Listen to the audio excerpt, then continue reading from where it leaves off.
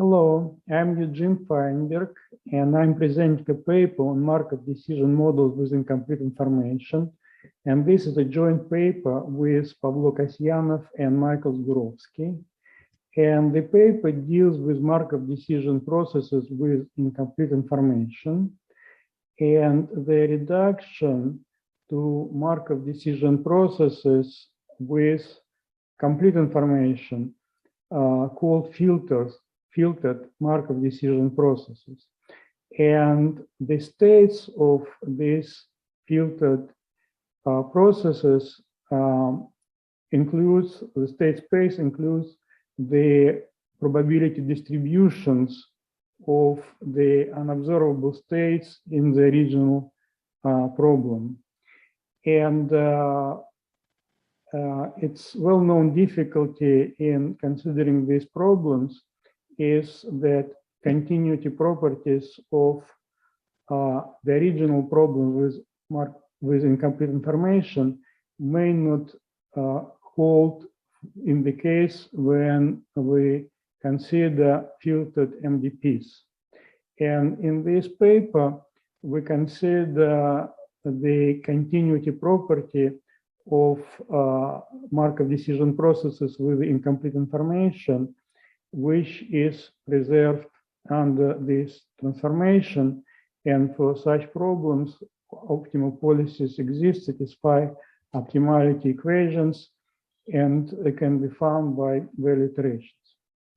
And we start with Markov decision processes, and we consider Markov decision processes with state X, action set A, transition probability P, and non-negative costs. And we consider discounted costs, finite horizon and infinite horizon discounted costs. In the case of complete information, we know that there are only two assumptions that imply the existence of optimal policies. And these two assumptions is the weak continuity of transition probability and k-inf compactness of one-step costs. And they imply not only the existence of optimal policies, but also validity of optimality equations and convergence of value iterations. So when we go to problems with partial observations, then and transition probabilities of the original problem are weakly continuous, then the property of weak continuity may not be preserved. But the another property, the property of kind compactness, is preserved. And the main difficulty is how to deal with weak continuous of transition probabilities. And this is the semi-uniform failure assumption that we consider from transition probability for one metric space S3 to the product of two metric spaces S1 and S2. And this is assumption that use some uniform condition, but uniformity only with respect to the second component, S2, which is the observation, and it is weaker than uniformity into variable, which is continuity total variation. Continuity total variation sometimes is called uniform failure continuity. So we call it semi-uniform failure continuity. And the property of this semi-uniform failure continuity is that it is stronger than weak continuity, and it holds if and only if the transition probability in the filtered MDP is also have this property, semi-uniform failure continuity. These slides describe Markov decision processes with the complete information that was considered in classic works by Oki, Ostrom, Timkin, and Shiryaev in 1960s. And the state space, it's an MDP, but the state space is a product of two spaces. The first one is the unobservable states, and the second one observation. And the decision maker, when he or she makes decisions, doesn't know the states, only information about observations and actions is available. And there is a special case of PMDPs with incomplete information, and this is a particular case when the transition probability doesn't depend on observation, and it was considered by Laurent Plasman in 1980, and Plasman observed that partial observable Markov decision processes satisfy this property. There are some other applications of this property, but there are two different PMDPs. We call them PMDP1, PMDP2, and PMDP1 is mostly used in operation research literature, and PMDP2 is closer to electrical engineering, and it is a generalization of Kalman filters. And this diagram shows the relation MDPI more general than Plasma's model, and then two particular cases, PMDP1 and PMDP2.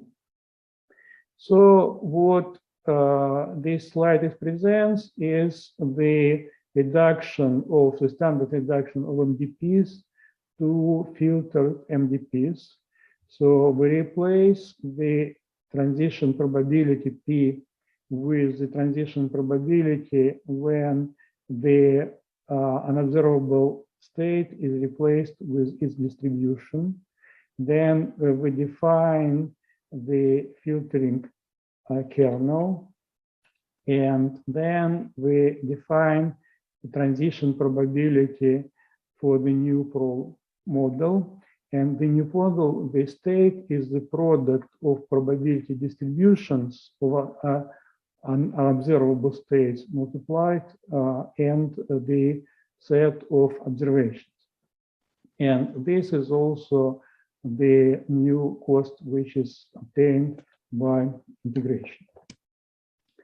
And so if we have that P transition probability original satisfies this semi-uniform failure continuity, it's true if and only if R is also semi-uniform failure.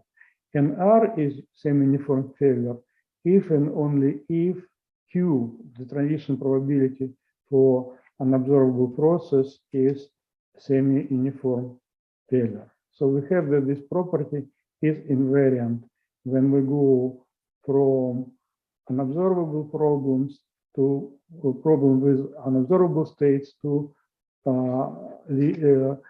filtered problems.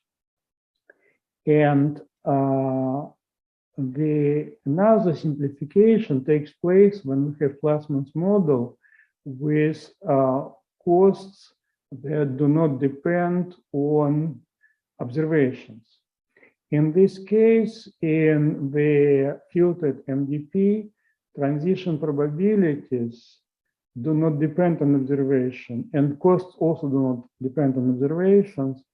And there is a general fact that such PMDPs can be reduced for PMDPs in which the state space is the smallest state space. Only in this case it will be the space of probability distributions of unobserved states.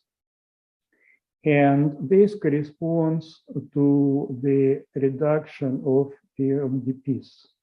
So because Plasman models with these costs, they don't depend on observation, it's also the more general model than PMDP1 and PMDP2.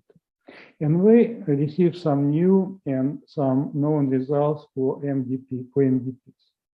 For partially observable Markov decision processes one type, we have that necessary and sufficient condition for semi-uniform failure property of Q is that the transition probability is weakly continuous and the observation probability is continuous in total variation. And this property that Q is semi-uniform failure implies the Q bar, which is transition probability for PMDP, is weakly continuous. The same property was established in our paper in 2016 for PMDP2. There are some differences, but the same assumptions on Q and P. And Kara, Saldi, and Yüksel considered the problem in which observation kernels do not depend on actions. And they showed that the single assumption that implies continuity of transition probability for filtered MDP is that the transition probability is continuous in total variation. And we also generalized these results for the case when transition probability Q2 depends on action. We need here also continuity in total variation with respect to this action. So our paper presents new results for Markov decision processes with incomplete information, new results for partially observable Markov decision processes, and provide the more general framework for some known results for partial observable Markov decision processes. And it is based on the following two papers. Thank you very much.